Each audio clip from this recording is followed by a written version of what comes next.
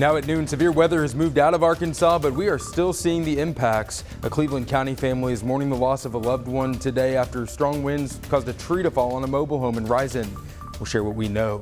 The Little Rock Zoo is closed for cleanup after storms left a big mess there when things could return to normal. Plus, an overnight shooting in North Little Rock injures 2 people. We have the latest from investigators. But first, we want to start with meteorologist Nathan Scott over in the Weather Center. It is calm, quiet, and we're even seeing some beautiful blue skies out there today, Nathan. Good afternoon, Michael. It started off on the cool side this morning. You grabbed the jacket if you were headed out and about early this morning because temperatures dropped down into the upper 30s to lower 40s across the region, even some low 30s. Clinton, also Russellville, starting off the day at about 34 degrees. So we start to rebound things out there right now. Temperatures upper 50s to lower 60s. Lots of blue sky, lots of sun. You need the sunglasses. A great day to enjoy the outdoors. The breeze very light, pretty much from the east-northeast, less than about 5 miles per hour. So today we're going to warm things up into the upper 60s to lower 70s. Get outside and enjoy, take advantage of this weather because look what happens. Going into Friday evening and Friday night, there's a chance of more showers and storms. And we do have a very low risk. We could see 1 or 2 strong storms. I'll have more on that and talk about unsettled weather going into Easter weekend. It's all coming up later. All right, Nathan, thank you. Arkansas State Police are investigating a shooting that left a woman dead. These are new details into our newsroom this morning. The Deshae County Sheriff's Office responded to a home on Highway 277 outside Watson yesterday afternoon. Investigators say 68-year-old Joan Lemons was shot and killed there. A man has been arrested and charges are pending. A neighbor told detectives the shooting happened after an argument between Lemons and the suspect. We'll keep you updated on the investigation. New at noon, we have learned the name of the woman killed during yesterday's severe weather. The Cleveland County Office of Emergency Management now identifying her as 20-year-old Addison Byrne. According to authorities, she was killed when a tree fell on her home in Risen. That's a community just south of Pine Bluff. It is the first death from this week's storms in Arkansas. We're told the others inside the mobile home at the time of this tree crashing in, they survived. Risen is a small town and news of the death spread quickly. Emergency officials say the woman's husband is relying on the help of family and friends today. THV 11's Frederick Price is in Cleveland County and he'll have the latest for us tonight at 5 and 6. Meanwhile, the Little Rock Zoo is closed today so workers can make repairs after strong winds caused quite a bit of damage there. A tree fell on one of the zoo's buildings and the amphitheater's canopy was torn down. The zoo says no animals or people were hurt. We'll let you know when it reopens. In Conway, the heavy rain this week proved too much for the downtown drainage system. It's a recurring issue there in downtown. Mayor Bart Castleberry says part of the problem is an old drainage system, but the city is getting close to $12 million in federal rescue money soon. Castleberry says some of that could help solve the problem. We do not have a specific line item just for drainage, but we will be using some of our rescue money specifically for drainage. But until that's fixed, the mayor urges people to be cautious when you see flooded areas. And even once it is fixed, be cautious when you see flooded areas. Even driving through it can cause waves that make matters even worse for areas impacted. Now to North Little Rock, where police are investigating an overnight shooting that left 2 people hurt. It happened on Pollock Street near Lynch Drive. That's in the Rose City neighborhood and not far from where a homicide happened on Tuesday night.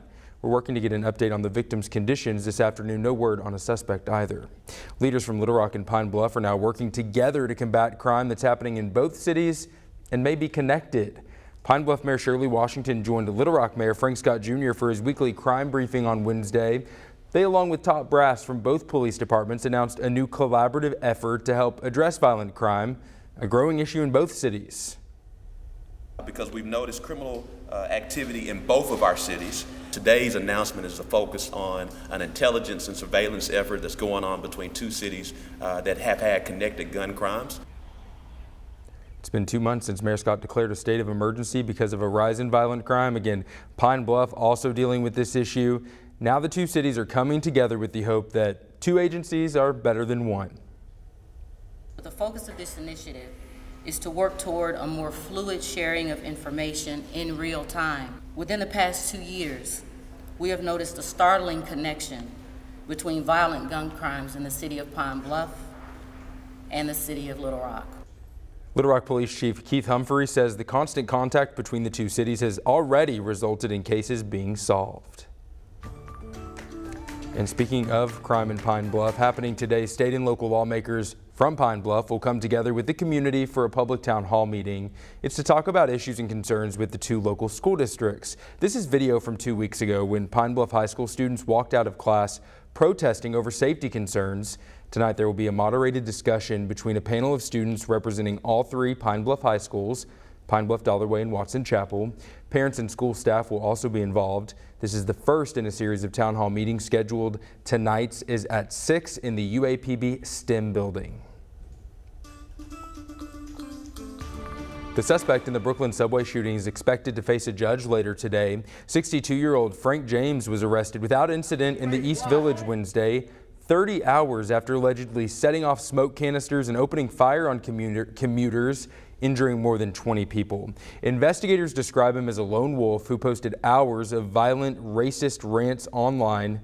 The subway shooting suspect faces a federal terrorism charge of carrying out violence against mass transit. In Grand Rapids, Michigan, a deadly police shooting has led to public outrage. State police there are investigating the death of 26-year-old Patrick Leoya, who was killed by an officer during a struggle after a traffic stop. A video shot by the car's passenger shows while on top of Leoya's back, the officer fires a single shot, striking Leoya in the head. The Grand Rapids police chief released the video despite an ongoing investigation, saying the community needed to see what happened. The officer involved is on paid administrative leave pending the investigation. 24 migrants from Latin America have arrived in Washington, D.C. after they were bused there by Texas Governor Greg Abbott. The Republican governor is protesting a decision by the Biden administration to end the policy that immediately expelled migrants during the pandemic. Aid groups call it a publicity stunt.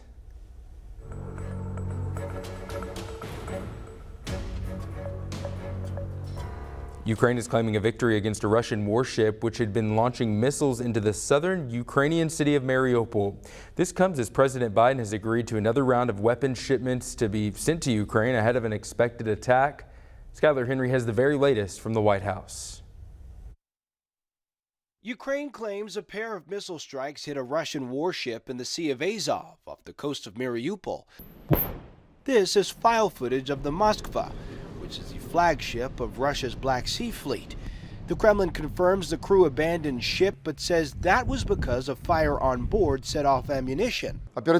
Moscow also claims that up to 1,000 Ukrainian soldiers defending Mariupol surrendered, but those claims are unverified. In the meantime, the battle for the port city continues. Mariupol's mayor says Russian shelling has destroyed 90% of the city. The Pentagon says Russian forces are preparing to launch a major offensive in eastern Ukraine, and they say President Biden signed off on $800 million in weapons to help Ukraine in the anticipated battle. From the time the president authorizes drawdown until the first shipments actually start landing in the region can be as little as 4 to 5 days. The shipments will include, for the first time, howitzer guns, which the Ukrainians asked for in expectation of the impending battle in the Donbas region. That part of Ukraine is a bit like Kansas, so it's a little bit flatter, it's a little bit more open, and it's the kind of place where we can anticipate that the Russians will want to use tanks and long-range fires, artillery, and rocket fire. Russian forces have been seen positioning outside of the Donbas region, and the Pentagon says the attack could come any day now. Skylar Henry, CBS News, the White House. The Kremlin warned Thursday that President Vladimir Putin will consider a range of measures to bolster Russia's security if Finland or Sweden join NATO. Finland said this week it will decide whether to apply for NATO membership within weeks, and Sweden is also discussing membership.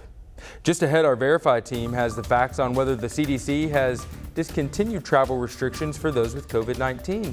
Nathan. Well, we've got lots of sunshine out there. It's going to be a great day all around Central Arkansas, but things do change. Unfortunately, going into Easter weekend, it's not going to be excellent weather. We've got showers and storms returning. I'll have more of those details next.